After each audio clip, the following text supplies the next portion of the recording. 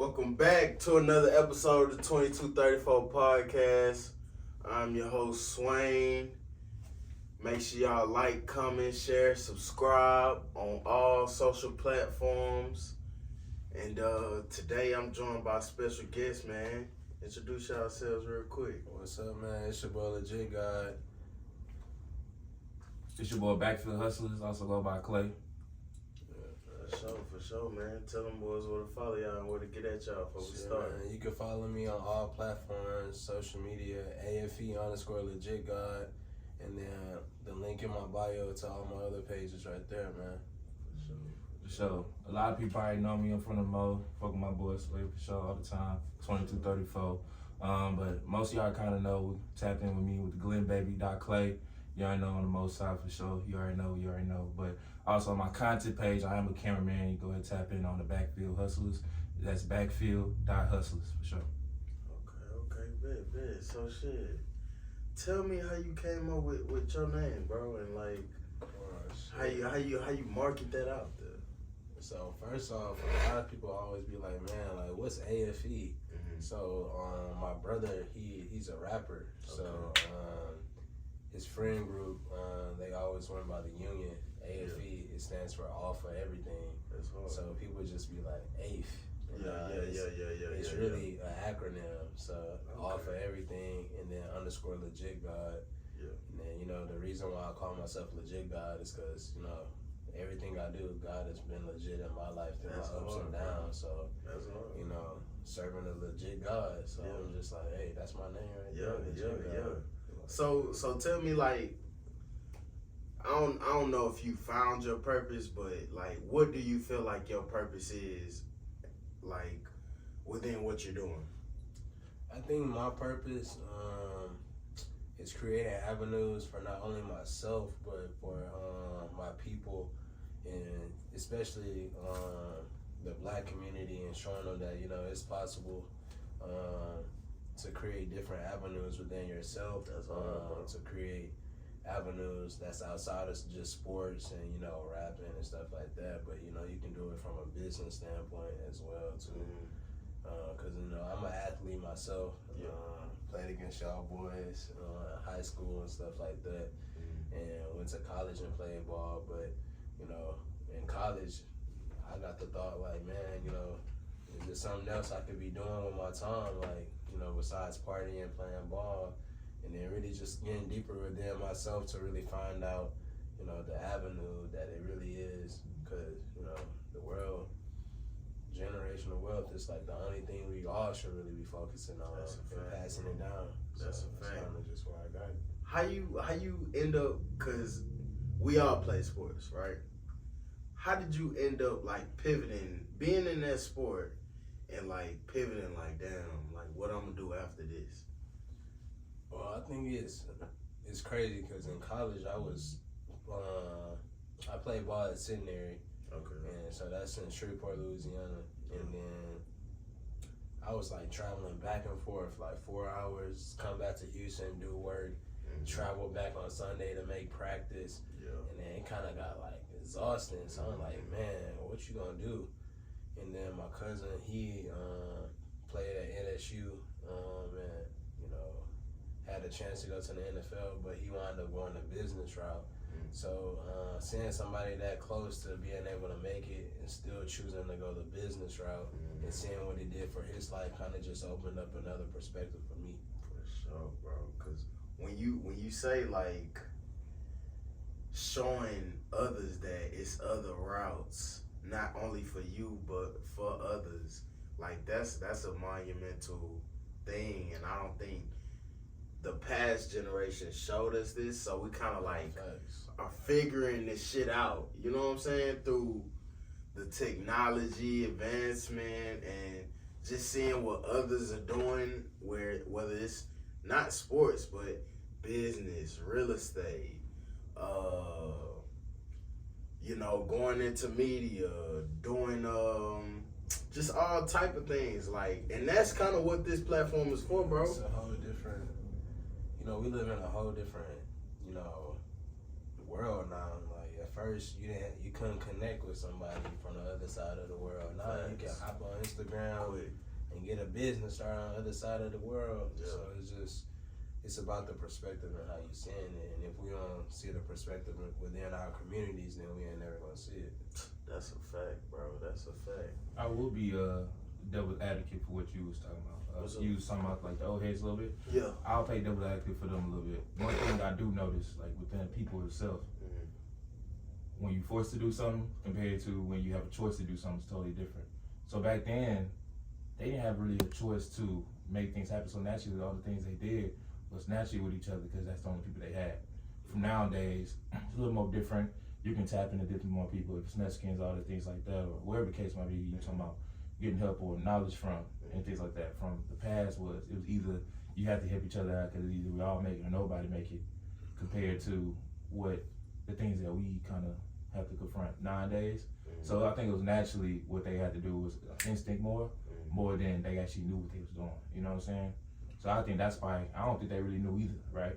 They all just knew they knew a destination that they all needed to get to, because they all had all similar stories at that moment. You know what I'm saying? They all was coming from these weird placement where, you know, every time you step outside, there's some weird, you know, things, stuff that's going on. So I think that was just naturally what it is. So I really don't think they actually even knew. You know what I'm saying? It was just about default based off survival nature and things. Like, you know, you had to get things going. Dudes had to be carpenters. Dudes had to be doing this.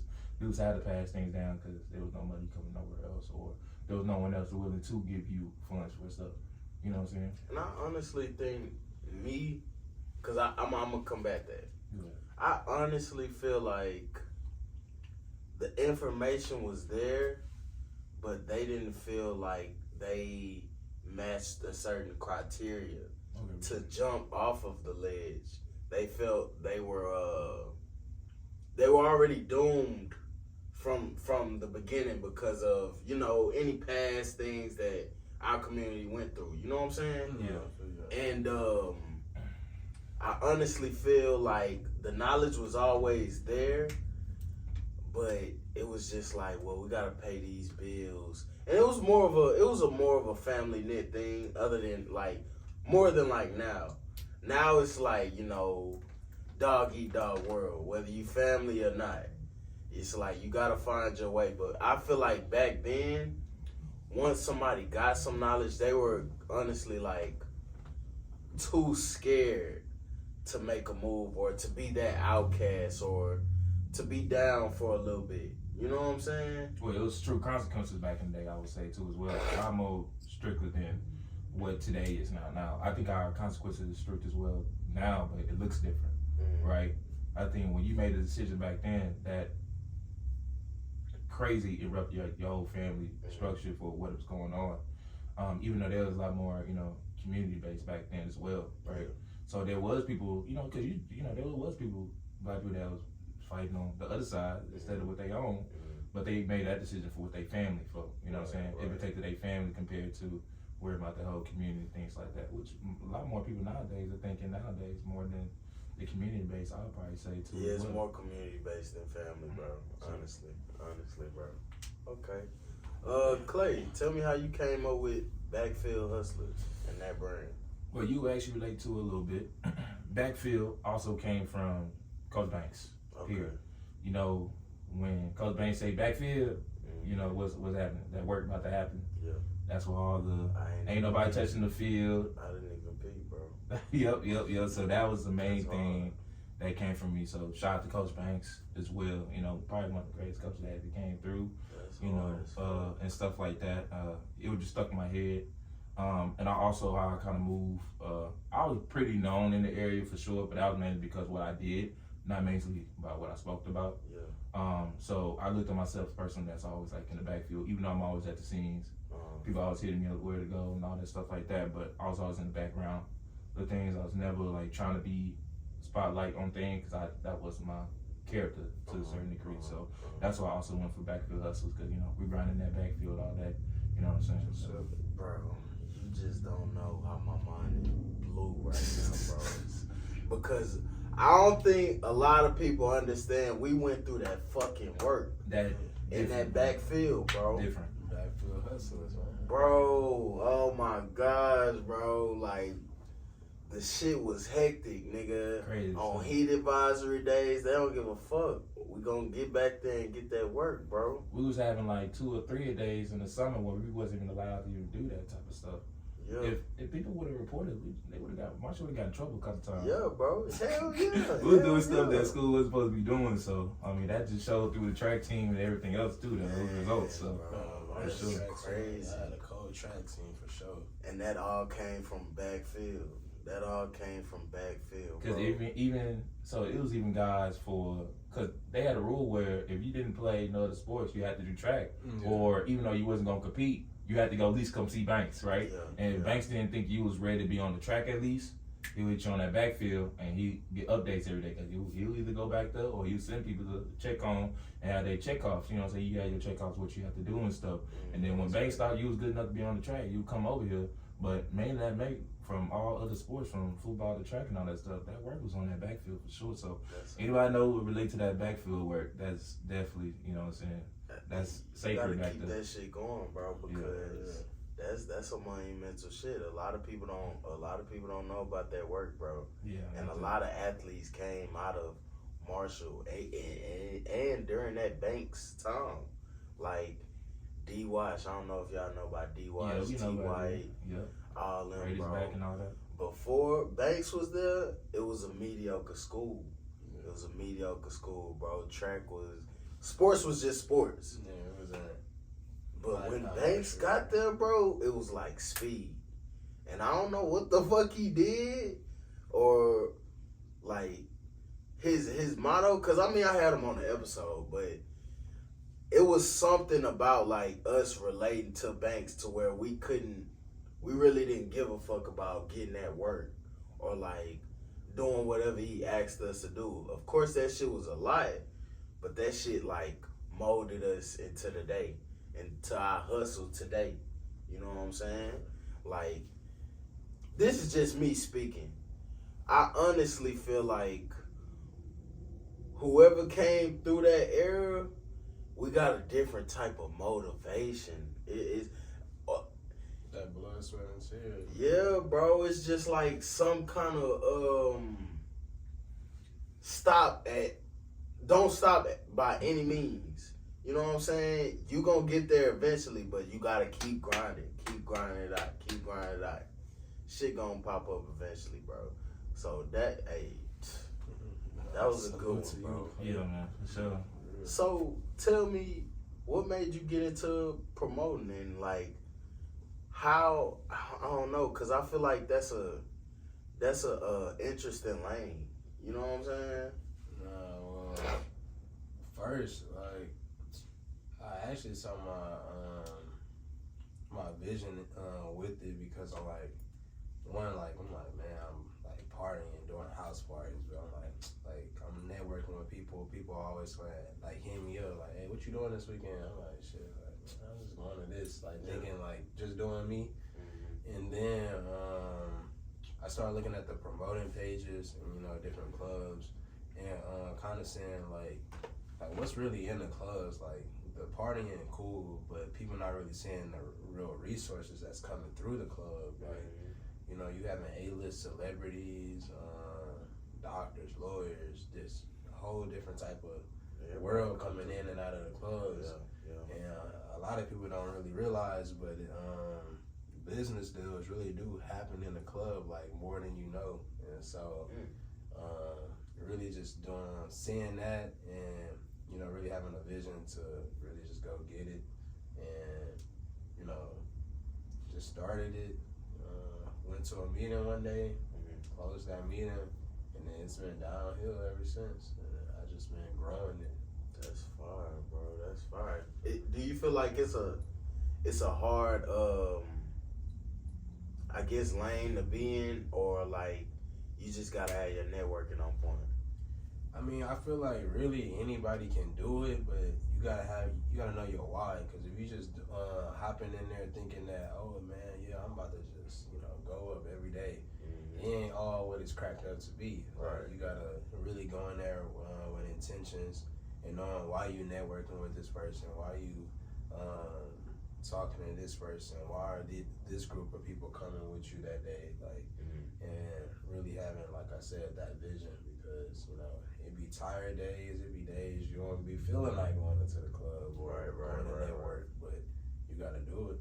So tell me about a couple of the downsides to promotion. This should be fun. Man, the downsides. Yeah, bro. Man, y'all already know you got those people that be like, hey, bro, like, what can you do for me? I'm like, man, this my hustle, man. Like, you know, I'll look out for you, but people always want something free or, you know, always want to get something out of you, but you got to know how to work it. And then downside is, you know, you got to constantly, like I said, you're not at home as much. You don't have that time to just sit down. People are always calling you, so you're always having to, you know, check on different things. It's a lot of moving parts. Yeah, it's intricate details that really go into it that you got to see. So, have you ever came across, like when you were first starting, have you ever came across any like bumps and bruises that you was like learned from? Like got fucked over? I wouldn't really just say got fucked over, but I guess, you know, learning how to make promises you can keep and versus learning how to make, learning from promises that you can't keep. Because you know, you will get a group and they be like, hey bro, we'll, you know, can you get us this, this, and this? And I'm like, no, I can get you this, this, and this, but this might cost you. Type. Okay. Yeah, so it's... Okay. And cause bro, it like that club life is an interesting thing. That's why I got like a couple of questions right now. And tell me, what's the difference between a legit promoter and a janky promoter? I think the difference is it's about your true character, really. Cause like if y'all know me, y'all can see me hustling all over the city. When I network with people or meet people in the mall, wherever I'm at, I give them my word and I stand on my word. So a legit promoter is gonna stand on his word from the time he meets you all the way till you get to the club and stand on his word. Some people, you know, we live in a scamming ass in the world. So, you know, some promoters, they gonna hit you real quick. Like, they gonna push you. They gonna, hey, come on. But a true promoter is gonna be like, all right, you sit on that, and when you're ready, I'm here, and have all the information that you need. So you're gonna have valuable information. So when you do, when you are ready to book, then you know you're gonna come to me, because I didn't push you to come book with me. I gave you the opportunity and the key to open the door. But I'm not trying to push you through the door and just like, hey, book with me. Yeah. I'm trying to hurry up when that's not something you're comfortable with. So a janky promoter is gonna say book with me every day. Like, I'm not gonna say every day. It's about how you telling them to book with you. But I'm saying if they post it every day, do they really got motion for real? No, I'm not saying that. I'm just, that's a random question. No, I wouldn't say it's about posting it every day. I'm saying like it's more so of trying to get you to like knowing like, hey, like I had a client last week. They were like, hey, we don't feel comfortable paying Cash App. So I'm like, all right, I'll meet you at the club. That way you put their mind at ease, my mind at ease, and we know we're gonna pay cash at the club. A janky promoter might try to get you like, nah, I only take Cash App. When they like, you know, we'll book with you, but we just want to make sure it's secure on our end and meet you at the club and give you the cash. I'm like, okay, that's cool.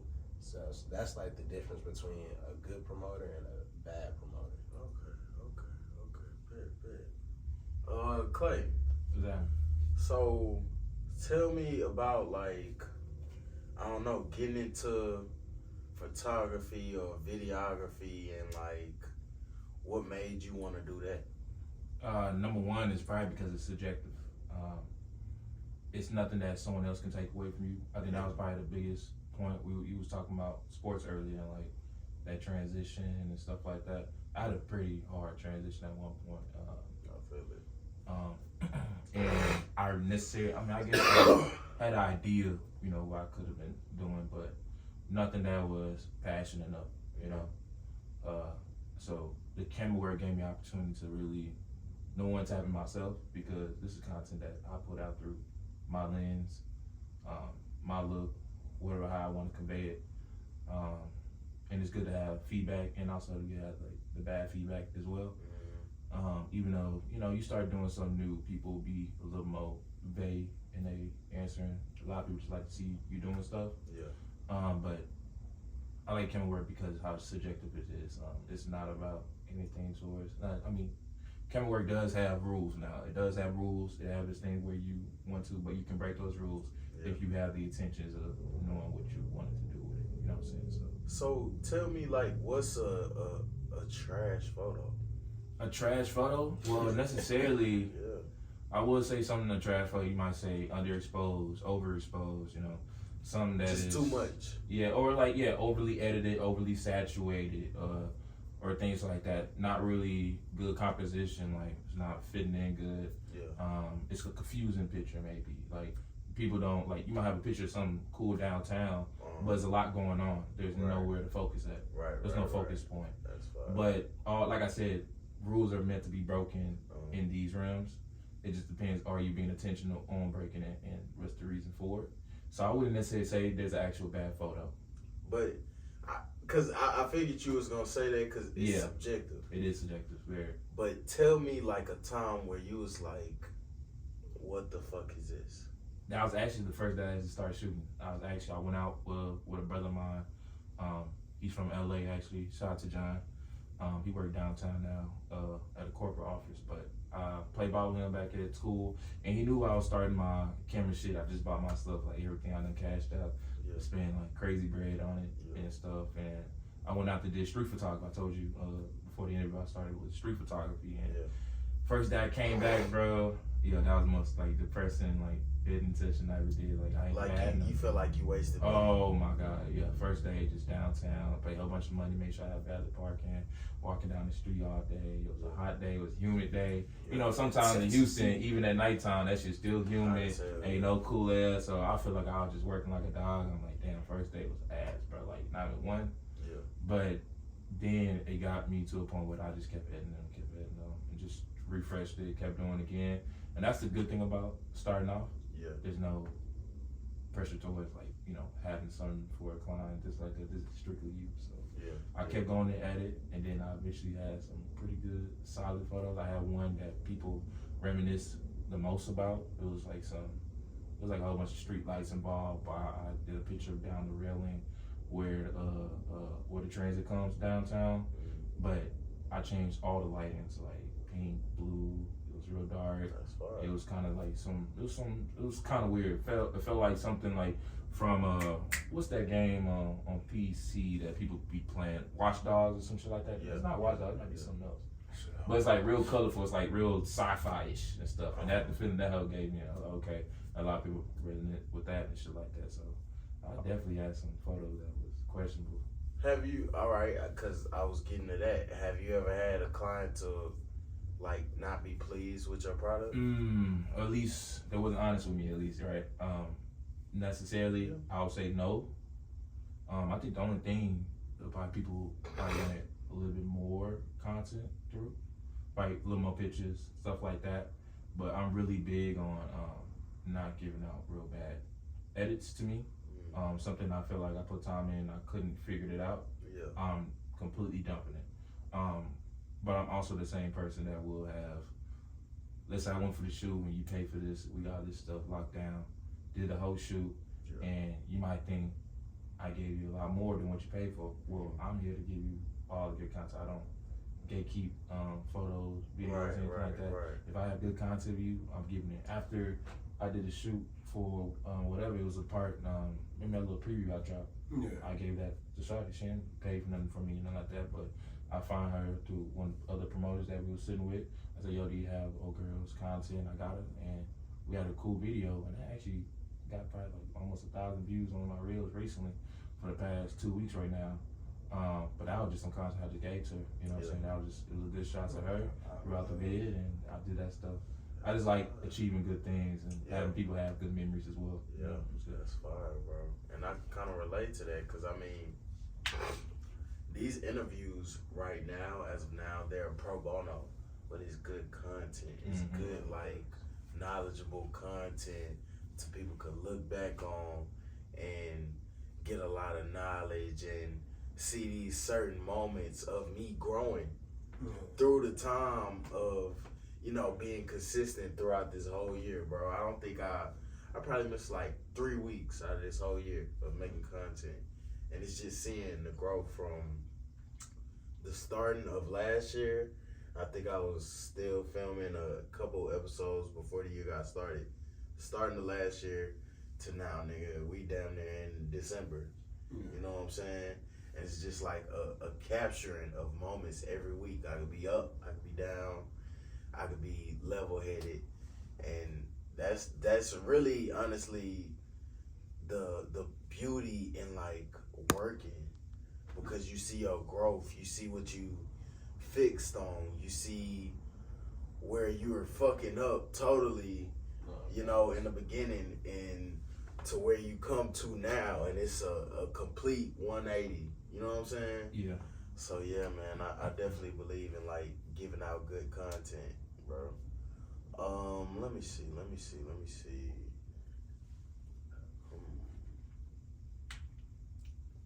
I don't know, man. Like, how do y'all feel about I guess being a team and using each other for certain resources? I'll start with you. Well, I definitely say I just feel like you can't do everything by yourself, and I feel like in these days everybody expects somebody to already be like boom, like you can see the growth and you can see the vision, and just like I see Clay's vision with his photography, and I know that one, me being a promoter, I gotta have somebody to capture it. So it's like, you know, I could go find somebody and go pay them and all for real. Yeah. Or I can find somebody like Clay that, you know, me not having everything right now to be able to pay him, but having a vision. So when I do get ready to get there, we're elevating together to get there together. Thanks. And like I came to Clay, he saw my vision, and we've been working ever since. And that's just somebody that, you know, I trust. One, because, you know, growing up, knowing Clay, and then, but also seeing him at different locations and seeing his hustle. So before I even, you know, say, yeah, this is the person I want to trust with my vision, I didn't see him how he's with his own vision. So it's like, okay, I know it means something to him just as much as it means to me. Yeah, So, that's fire, something bro. just, you know, you don't really come across these days. That's a fucking fact. That's a fact. What about you, Clark? Restate that question for me. So how do you feel about building a team and using each other for certain resources? Well, before we even talk about team, I'll mention it's good to even know all aspects of, you know, whatever the team is made of, right? I think every person should be at least capable of doing at least every piece, or at least a part of every position that you're working on as a team. But the team makes it so much easier. It's calming. It's reassurance involved. Thanks. If you do communicate, it's key thing. You know, there's always be key components that can make or break any situation. But you know, main thing about the team is, you know, like I said, it's just the reassurance part of it. It's more heads on a situation. You know, and it's probably gonna be good and full feedback, right? And then now you have to do it by majority rules and stuff like that, where everybody does have an option in it. Right. And then it's just go based off, but you will hear that no, because everybody's not gonna be on the same page. Right. That's the good thing about it too, because it shows you it does challenge you throughout those whole process of being a part of the team. Because we all know being team related. So I do have like those team oriented goals in place and morals. But yeah, it's probably like the reinsurance for me, you know. Yeah, man. I could definitely attest to it. Even though this is like solely ran by me, it would definitely be more comforting knowing that someone is to see the vision and come along and help with certain resources to get the vision a little bit further. You know what I'm saying? So, because I'm a team player, but also a team leader. Yeah. And at times, you know, you could have somebody doing this while you're already on to the next thing. And once you get that next thing in a good spot, they could come work on that while the product is done over here. You see what I'm saying? Yeah. So I kind of want to stress that, you know, like you said, everybody can't do things by themselves. And, you know, we need a team, but I honestly feel like the community is more on some,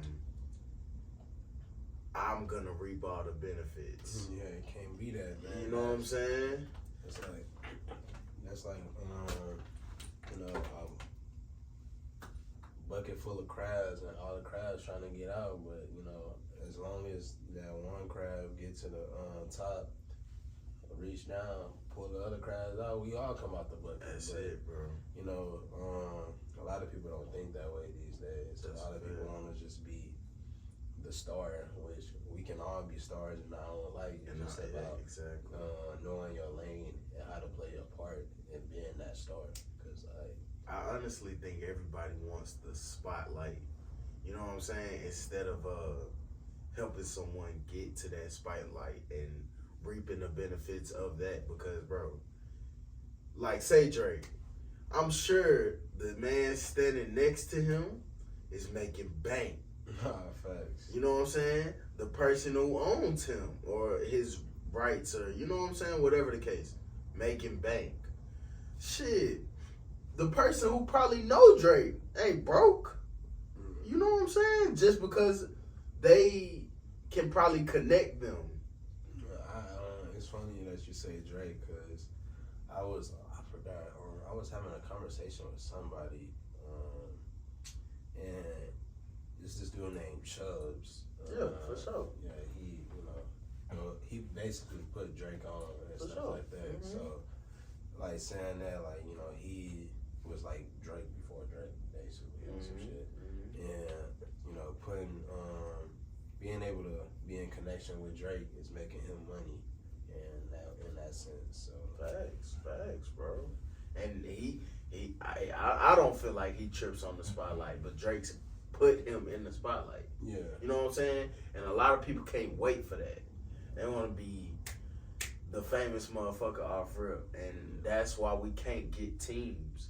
Because a lot of people feel like, oh, well, why they getting more recognition than me, and I done did a lot of work, or people don't want to have patience. You gotta be patient. we gotta be patient with that's with anything, honestly, bro. You gotta be patient. You gotta put in the work to reap benefits. That's just, it is what it is. Like on some backfield hustle shit.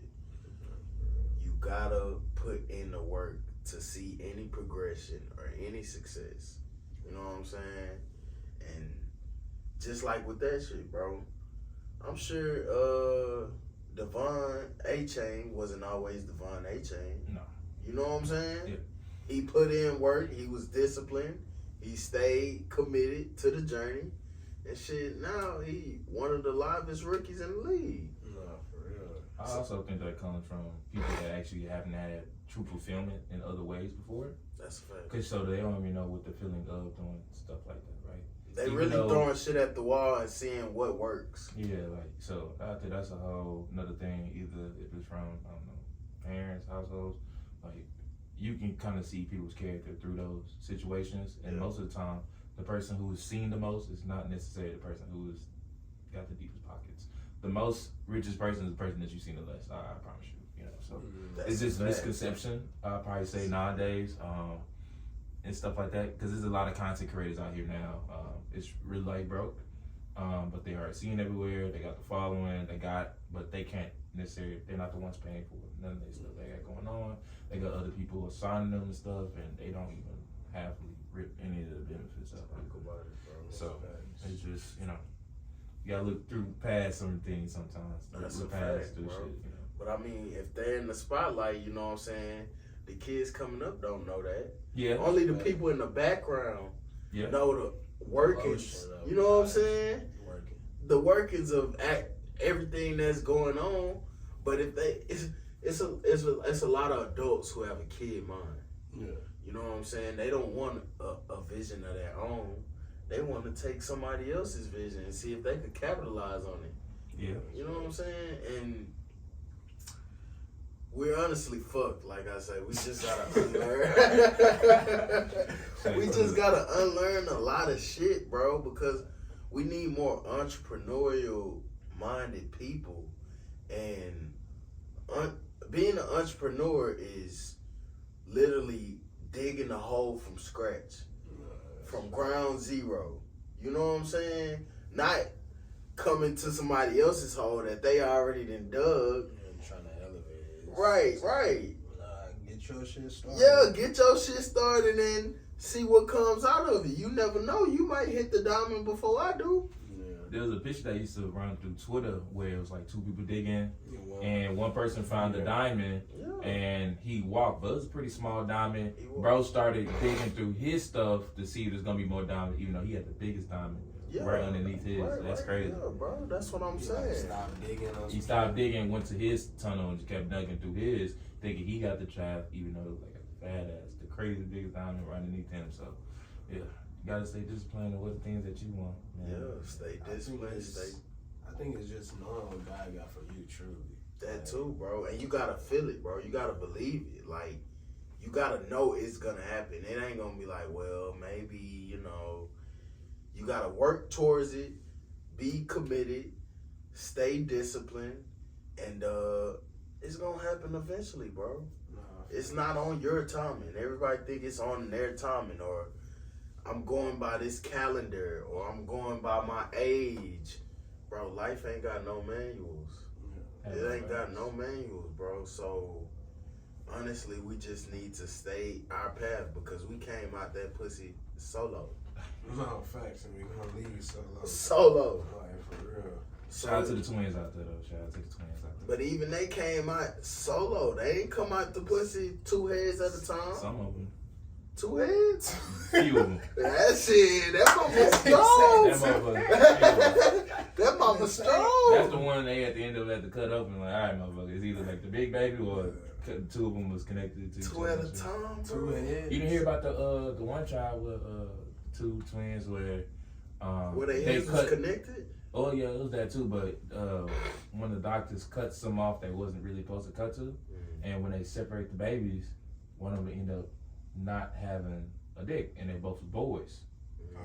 So the fall him made him into a girl growing up, but then he felt like he was a boy this whole time and shit like that. That's just a crazy story. I don't know why. He was really a boy. Damn. They both was a boy, yeah, but something happened when they was disconnecting the children. You know, they was connected to something, I don't know where, but eventually they end up cutting around stuff or whatever the case might be. And but even with twins, bro, they don't. Yeah, they come different times. They go different times. Yeah. No, but not even that. They don't go the same route their whole life. They end up making certain decisions up on their own journey. You see what I'm saying? I think if you do have a twin that's like that, I think that's the most easiest brotherhood, sisterhood you can ever have. Man, a twin that's on the same page with you. It's like those twins in the NBA now. Yeah. The Thompson twins. You know, to have somebody to grind with, make it to the NBA. Oh, he's on the same page the whole time, very similar. I mean, they probably got different characteristics to a certain personally. Right. Yeah. But like on the floor, general aspect, just looking at them, you probably wouldn't even tell too much of them unless you just knew them. Right. So yeah, I think that's probably the easiest brotherhood sisterhood you can ever have. Thanks. If you have somebody like that, that would be crazy. But like you said, a lot of people end up going their different ways for sure. Right. Okay. Shit, y'all got any questions for me? I actually got a question for sure. One of them, which I was diving into a little bit, and let's hear. All right, this for everybody for sure. This is in the new generation of going after self-love and whatever all that stuff is now. Will we have the most selfish generation of all time coming up? You asking, will we? Will we have the most selfish generation? Generation that we currently in, or the generation coming after us? Well, I guess our upcoming generation plus the rest. So I'm gonna say it one more time. In this new generation of going after self-love, like things you were talking about, like self-interest and things like that. You know, self-love, self-catering, all that stuff like that, which I do think is needed for sure. You do gotta, you know what I'm saying, understand boundaries and stuff like that. But would you say, you know, everything comes with a cause and effect for sure. Right. Would you say we're eventually gonna end up the most selfish generation as well? I'm gonna let you answer first. Well, I say yes, only because like the way that we're evolving, like we're seeing different stuff on social media, the way that you know, it's just different things that you can pour into yourself more and more, and you don't need people. So the more you can do something yourself and pour it back into yourself, you're gonna be like, well, shit, I can do it myself. So why I'm gonna, you know, pour it back into them when I can have the need to do it myself. Right. So, and then, you know, just the trends of how social media is going and pouring into people, especially, you know, all these influencers that's influencing our generation, and you know, it's that toxicity lifestyle. So I just think that right there just making people selfish and not really having the morals and respect to be able to really be there for your friend, your counterpart, and different odds and ends like that. Thanks, bro. Thanks. What you think? I don't know. I'm gonna agree with bro. I'm gonna say yes because of the simple fact that it is made popular to cut people off when they do the slightest things, cut family off when they do the slightest things, not understand the values of sticking together, or not understand the values of it takes a village to get certain things done. And you know, it's not gonna make it better for the kids that we're making or the kids that's coming up. You know what I'm saying? Because they learn, like I say all the time, bro, we're the adults now. Like, we can't blame the older generation. We gotta kind of set this path for the other kids to follow, and their kids and their kids. But if we're looking shitty, what do we expect? What do we expect? They're gonna be worse. Like, shit, I was just talking about this, bro. All these young kids with switches now, bro. You can't even have a regular fucking gun now. You know what I'm saying? That hoe is a felony off rip. Yeah, switch period. Yeah. That hoe is a felony off rip, but they're everywhere. They're literally everywhere. And you know who got them? Kids. Kids. That goes back to like what we first started the show with is knowing your avenues. Because if they all they see is switches on the internet and not seeing the different avenues of how they can better their life, then that's their normal life. So they got no reason. I mean, they got no other choice but to want to do it because that's what they constantly seeing. That's what's getting fed to them mentally. And whose fault is it? Our fault. Our fault. Yeah. Because we grew up listening to fucking Chief, 21, and we put them niggas up there.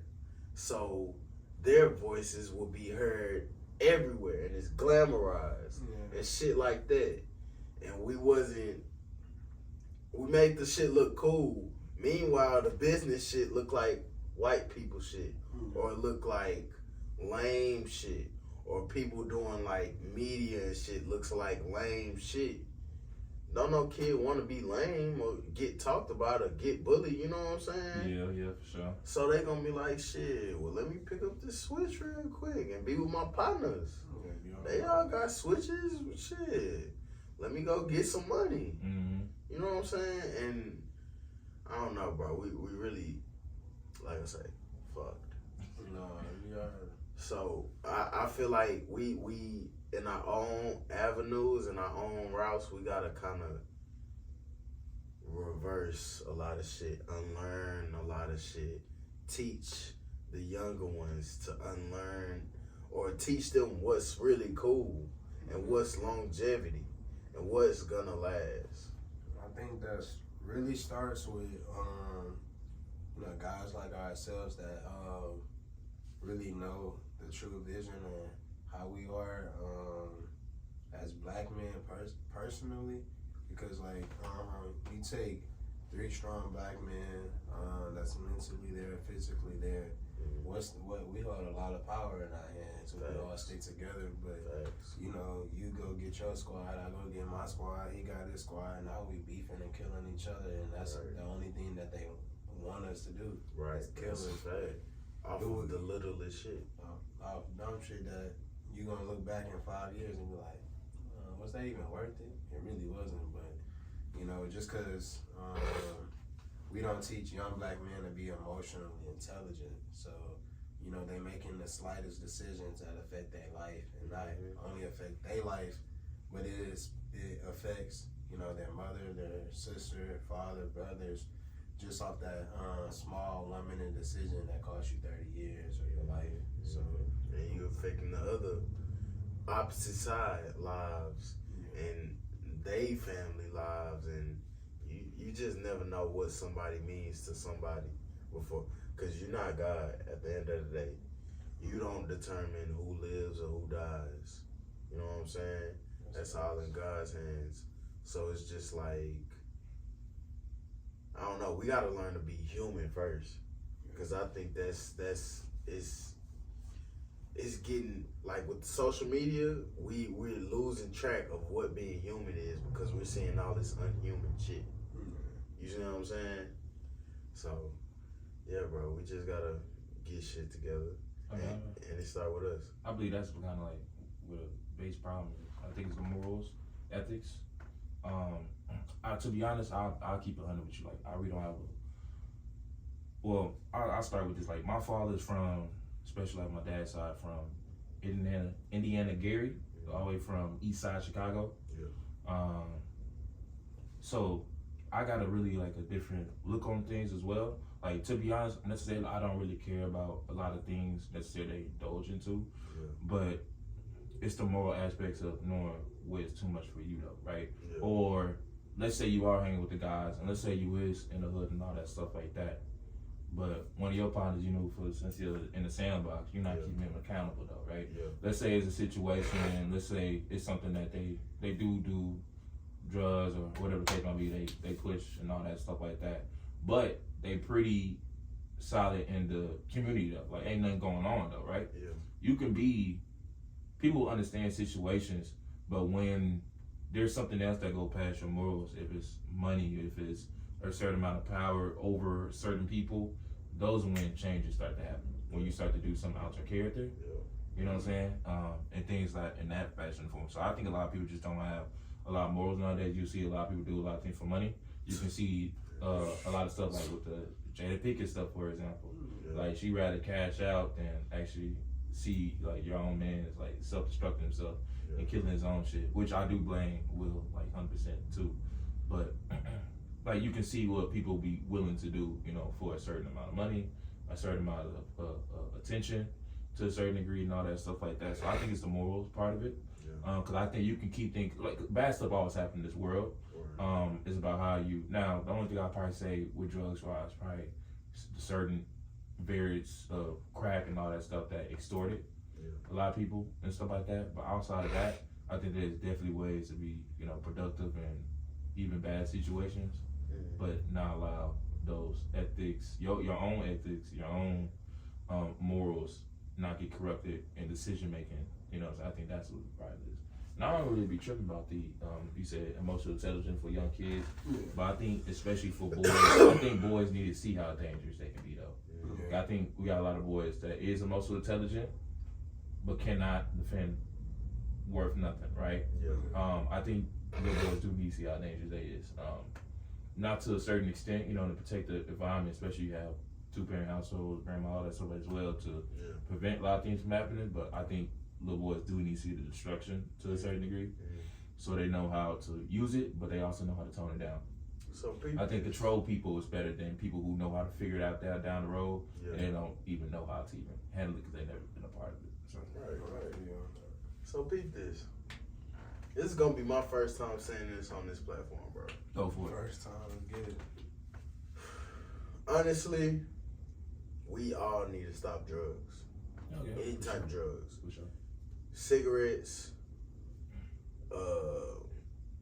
vapes, weed, liquor, because it honestly clouds us, bro.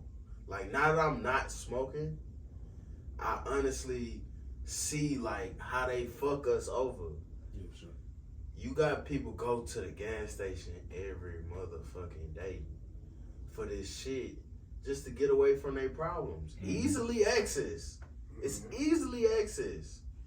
And why do we do the shit? Because we don't want to think about certain things. Yeah. Or maybe it's gonna pass time. Or shit like that. Like, I honestly feel like if the black community, because I'm speaking to the black community, For sure. if the black community was not to do half of the shit that we do, bro, we'll be out of here. We'll be the superior race.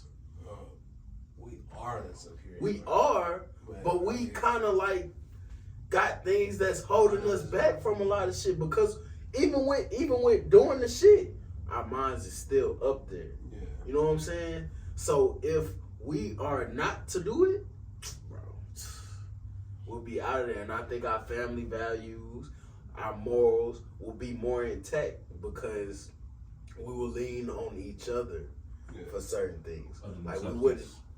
Exactly. We will lean on family when we need an issue. But because we lean on substance, we got to get the money to get that substance. We got to get the clout to get that money, to get that substance. You know what I'm saying? And that substance is going to have us being like, fuck everybody. You see what I'm saying? Yeah, I feel you. So I honestly feel like that's like one of the things that's hindering us, even with the alcohol. Like, if we was all to be on some clean shit, bro, we could all be Superman in this bitch. Nah, that's really funny. You see what I'm saying? Superman, Superwoman, bro. Like, because we doing all this shit and we still up in this hole. We still up there. Don't get me wrong. Just the level of elevation that we can get. It's a ceiling. Like once we do the shit, it's a ceiling. Because they be like, oh, well, we don't want them coming in here smelling like this or acting like, you know, out of their mind or whatever the case. But if we was all on there, bro, it wouldn't be no connotations on us. We wouldn't have to prove no motherfucker wrong. You see what I'm saying? You know your self-value. Exactly, bro. We will all know our self-value. So we'll look at a random black on the street and be like, man, I know that motherfucker something. You don't gotta think twice about it. You see what I'm saying? Well, hell yeah, bro. That's my first time saying this on this bitch, and I stand on that. Now that I'm not smoking, bro, I don't plan to start smoking again. I don't plan to, bro, because I honestly see how much more I can be without it. I feel that. You know what I'm saying? You know, honestly, I would say, you know, I smoke. I drink. For sure. When I do take my breaks off though and give myself a break, I can really see the difference between the two. Like, like you said, it's like a fogness of your mind. Right. So like when I'm just straight working out, cleansing my body versus, you know, when I'm hitting a blunt every other day, I can see the difference between the two. And so, you know, I agree with you on that one. Yeah, bro. And it honestly, cause bro, I just stopped smoking for about 2 months, and that first week was hell. Cause I was literally smoking nonstop for like 9 years, bro. That first week was a motherfucker, but once you get out of that urge of like, man, let me go roll up, or this shit stress me out, let me go fire up, you know what I'm saying? Damn, what else can I do to replace this now? Like, I got more time to, like, I'm thinking about other shit now, and it's opening room to, you know, see things differently. Facts. You really not just sitting there taking your time, rolling and smoking. Right. Right, Then, cause that shit. once you smoke, you don't want to go get something. You don't want to eat, do so shit. it's a Yeah. trickling effect. Yeah, bro. You gonna get something to eat, then you gonna be asleep, and that's all your time out the day. Yeah, that's facts. You know what I'm saying? So yeah, bro. Yeah. What's Yeah, your? I mean, 100%. For the people who probably gonna listen to this and still do indulge in those things, because I know I indulge in definitely some of those things too. But No, but it's not even a PSA for niggas to stop. It's no, just I know what you're talking thought. about. You're trying to show towards that the difference between a lot of these efforts and stuff. Because like a lot of things that Greg was talking about, like the cleanliness of his time. I'm real big on getting clean. I'm big on gaps between stuff. Because number one, the more you keep doing it, the more you need the biggest high. That's the number one reason that I do on and off. Number two, I do work with kids too sometimes, so that's another reason. And number five is I don't like people in my business anyway. So when you do, like, you know, you probably worked on when everybody used to work on these in-the-mirror type jobs, regular jobs. You know, you see everybody that smoke, you know, the people that drink, you know, people that do this, do that, do that. Yeah. But that's probably like the dumbest thing you can do. Number one, they're workmates, okay? Yeah. I do not move people from work, from friends. I know what acquaintances is. I keep people in certain groups for a reason. Okay. If you is gonna do that, I'll be 100%. And you probably got past the drug test. You work a real good job, pay you real good money. It takes care of all the bills you got going. Yeah. Like the number one thing you can do is don't talk about it, don't mention it about work, and wait till after. I think a lot of people get too high at work just because they feel like they can't be functional. But the point is, you just putting yourself in harm's way for no reason. So if you listen to this, please wait till after work. Go home, do stuff in your own personal time. It's okay. Everybody don't need to know you smoke the biggest backwoods in the city. Like it's okay. It's a time and a place for everything. It is, man. I think people indulge in that too much because they trying to show as well, and that's why I think we go. A lot of these things go on like I think morals most of the time. Yeah. You know, when you used to be in those smoke groups back in the day with your partners, and these are partners too, so you in a safe space. But they be like, man, don't quit out on shit like that. Like, bro, know your limits, bro. Like, everybody's body limits is totally different. And that's for a reason, too. It's not to go past your own body, you know what I'm saying? Everybody's bodies respond differently. A certain amount of alcohol can make a reaction towards certain people and stuff, or smoking and stuff, and things as well. So, you know, stay within your own lane, and no one can't shame you from slowing down, stopping. Yeah. It's on your own time, bro. And cleanliness is just, you take a time to take off of it, because then you don't need the biggest smoke every time. Every time you come back or you smoke for a long period of time, you're going to be to a point where you have to outdo the last smoke. Or you ain't going to feel like you're getting high anymore. Or you might be getting high, but it's not the feeling the same. Like, of course, the last thing you probably smoke right now is not even close to what the first time, right? And it gets worse and worse, and that's why people are so crazy about which strain you got. No, it doesn't fucking matter which strain.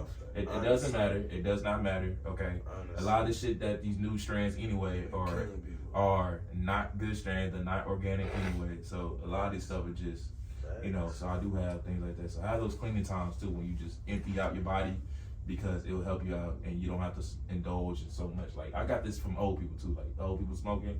Like, you never seen like the old heads that be still smoking and shit like that. They get like a little, maybe half a sweet a day, maybe this and that. They don't need all that. They just do whatever, and they get out, be productive, and they get their day going and stuff. But no one really know what they do unless you know them personally, the family, stuff like that. And they probably business, they probably got their own stuff going on as well. So just be mindful in that. Like, you don't gotta be indulging in a lot of stuff you don't have to. And if you is, take the time out to get out, because other than that, you're gonna be paying more and more and more every time. Now you're gonna be paying for, just to get a 7, you paying by what, 130 outside the city just to get some smoke going, you know what I'm saying? And you don't really need that if you really, just don't indulge it in too much, because now you trying to up it every time. You trying to up it. So definitely clean your body out. What's your next question? Oh, so this is something that things of that nature and stuff. Like, people already been going crazy since the little video that came out a while back about the little lady that didn't want to go to cheesecake and shit. And then everybody started talking about the list, and then some other lady, I think she like a New York rapper or some shit, but she posted some shit, a video like, for all the broke niggas out there, this is the place you can take, and shit like that. I was trying to see what y'all think about, number 1, chain restaurants, number 2, first dates, and number 3, have you even seen like all these crazy ass lists that online and shit? Really just the conversation about it. Okay, we're gonna have to make it quick. But how I feel about it is motherfuckers wanna be famous before they famous. And everybody really just, I feel spoiled. But at the end of the day, beggars can't be choosers. You know what I'm saying? Take what you get. Not saying you don't know your value, but we also gotta understand, like, everything is not a given. You know what I'm saying? Be blessed that someone, cares enough to do these things for you. These things don't just come because, pretty privilege or because you look a certain way. Like, we need to understand gratefulness because, shit, your ass could be on the street just like I'm sure all these old crackheads, they was pretty as hell back in the day before they started doing the shit. But you know what I'm saying? They took that wrong turn and they never went back. So be grateful for whatever you are getting and whatever you do got. I think he really hit it on target, man. It's like, if you took the time out of your day to go on this day with me, and if you really fuck with me for how you supposed to fuck with me, then shit, it shouldn't matter where we go. The Cheesecake Factory, shit, Chili, it's like fucking Benihana, Steak 48, shit, it don't matter. But whatever I decide to take you, it's because I'm deciding because I fuck with you. Right. Not because, I'm trying to just, elevate you. Of course I'm trying to elevate my woman. Right. If I'm taking interest in you, especially on the first day, it's like, I'm trying to get to know you, dive a little deeper into you. But peep though, shit, I'm caring about you and your body. I'm putting food in your stomach. I'm not even letting you starve. You know what I'm saying? When it comes to the level of restaurant, yeah, a female shouldn't, I feel, she shouldn't care because at the end of the day, this is my money, not your money. Nah, that's facts. I'm putting food in your stomach. I'm not your parent. You know what I'm saying? I'm showing that I really fuck with you on a certain level because I'm caring about your well-being. It's the first day. It's the first day, bro. I really don't even know you for real. I don't know you. It's like, well, I guess the expectation kind of changed based off what type of first dates done had from previous dude stuff, I guess, as well. Let that trick ass do that. You ain't with them. You ain't with me. Nah, so some ain't work out. I don't know his pockets. You don't know my pockets. Like, Exactly. And he might, like I said, like, I think women don't understand, like, you can have the most richest nigga, but if he not caring for you in the ways that he truly needs to care for you as a man, then that money gonna fade away because you like, okay, you rich. You can go, you know what they say, would you rather cry in a Benz or something? Yeah. Cry in a Benz. In a Honda. I'm like, all right, if you want to do that, but your ass still crying. Your ass still crying. Your ass still not happy, bro. You're not happy. So, like, that's just, I don't know, that's craziness to me because, how you treat a woman is only the reflection of you as a man. So, like, you should really pour into your woman. And, that right there, by you pouring into your woman and doing it the right way, it's only going to elevate you as a man, which in regards going to elevate her as a woman. Because not only are you elevating her in yourself, but you're elevating her body and her spirit, and that's something money can't buy. Yeah, for sure. I mean, one thing when I was asking this question with y'all, I was emphasizing on the first date, right? I don't necessarily believe on dining out on the first date. Number one, because the guy's trying to figure out something too, right? It's not just you vending us out. We're vending you out to see is this someone I'm willing to, do something with? And number two, I want to know, would this be something that we'd be willing to do even way? So the first time, I'm activities based only, right? I don't do anything dining out. I'll give you for example. I ain't gonna mention her name, but girl I took out. We probably went on a couple dates now, but first date. First you know date. who you is. First date. We ended up doing just regular movies, but that was only became straight up because of we was talking about something that was both interested in. We ended up liking horror movies, and she was catching up on like the little. Y'all ever catch up like on the Conjuring world and shit like that? Yeah. Like the whole all series, like all the things that's a part of it, even the ones that's not called the Conjuring. So we were both into that and stuff like that, and that new The Nun was coming out. So I took out to do that and stuff like that. It was something that we both wanted to do. I knew I was gonna do it regardless. We might watch it at home on Fire Stick. Hey, get yourself a Fire Stick, bro. Get a Fire Stick for sure, or whatever the case might be. But that was the first thing. First, I was trying to see is there similarities and stuff like that. Then, okay, we dine out another time and stuff if I decide to and stuff like that, right? And then I also eliminated from whatever females be worried about on the first date. Mm-hmm. And it helps with dudes understanding which girl they want to put money into. Because if the girl's just there for the bread, just getting food or whatever the case might be, or if she just going out dates, she might have another one the next day. That eliminates that regardless because y'all didn't do nothing crazy anyway, right? And you'll know if a girl want to hang out with you. Bro, that's the number one thing. You'll know a girl want to hang out with you if you say you want to do some,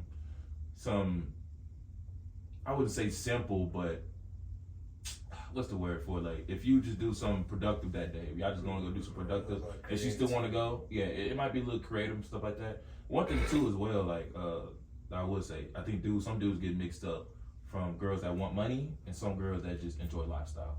Most girls just like the lifestyle with them. A lot of them don't want to know about the money. You know what I'm saying? Yeah. So if you have a productive day going on, it can pervade, right? It's about purveying that good life. You know what I'm saying? It's not really about the money about it and stuff like that. But yeah, I do not believe in first dates at all.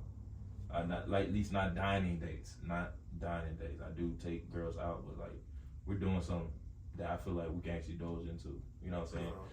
See if you can hang out with Shawty first, okay? Right. Hey, can you hang out with Shawty? Can she keep up? You know what I'm saying? Can she do things that whatever you do, or it might be something that y'all talked about and y'all might tap into and stuff like that. I think the dining and all that stuff, that should be coming down the road and stuff. Yeah. You know what I'm saying? But can't force nothing down. You know. Okay, for sure, man. This was a great episode, bro. For sure. Would love to have y'all back anytime. Y'all gotta just hit my line, bro. And open platform, like I said, bro. It was real nice to meet you. Nice to meet you too, man. Your head is on straight, bro. I hear what you saying, Clay. It was a great conversation, bro. No bullshit. And tell them boys where to follow y'all, where to get at y'all, man. First, I want to say appreciate you for having me on the show. Sure. Y'all can follow me on Instagram, AFE_legit_guide. And then, like I said, in my bio, you got all my other pages in there. Y'all follow the page, keep up with the page. Got a lot of hot stuff coming. And yeah, that's me right there. For sure, guys. Y'all already know me, man. You already know Mo Legend himself in this house. You already know Dang Go by Clay. You know what I'm saying? I got some more content, crazy content coming out, man. Ripping up and working a lot. So check out Backfield Hustlers. I say Backfield.Hustlers with an S at the end. You won't be disappointed. You might be my first client as well. So, or you can just tap into my personal, Glenn Baby Clay. That's glennbaby.clay, and tap in with me that way as well. Facts. And make sure y'all like, comment, share, subscribe. Stay tuned for more good content, and make sure y'all hit these men up, man. Get y'all fix on whatever y'all need, bro. Cause we got it. For sure. Yeah, for sure. And we out, man. That's another episode of 2234 Podcast. For sure. Yo, I don't know whoever you are, but listen, if you watching this, it's for a reason. Make sure you like, follow, share, subscribe, anything 2234. Follow us on all the socials, all the streaming platforms. Shit, we out here. You sitting on your phone anyway, letting your life pass you by, scrolling on TikTok for hours. Go ahead and get some great game from your boy Swain. Hey now.